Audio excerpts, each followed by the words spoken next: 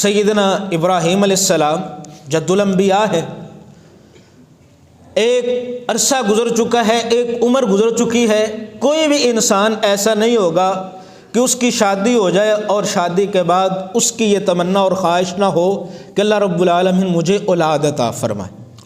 اللہ سے دعا ہے کہ اللہ نے جن کو اولاد سے نوازا ہے اللہ ان کی اولادوں کو نیک بنائے، اور جو جوڑے شادی شدہ بغیر اولاد کے ہیں اس نعمت سے محروم ہیں، اللہ ان تمام کو اولاد جیسی نعمت سے اللہ رب العالمین سرفراز فرمائے، انہیں نیک اور صالح اولاد عطا فرمائے۔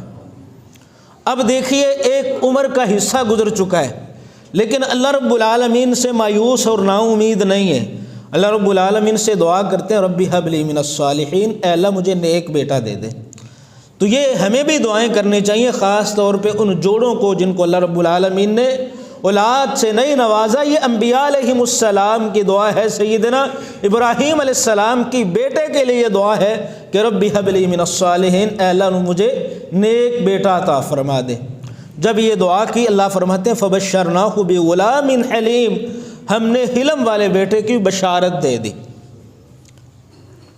اللہ رب العالمین نے سیدنا اسماعیل علیہ السلام عطا فرما دی ہے، دعا کی وجہ سے دعا کی ہے۔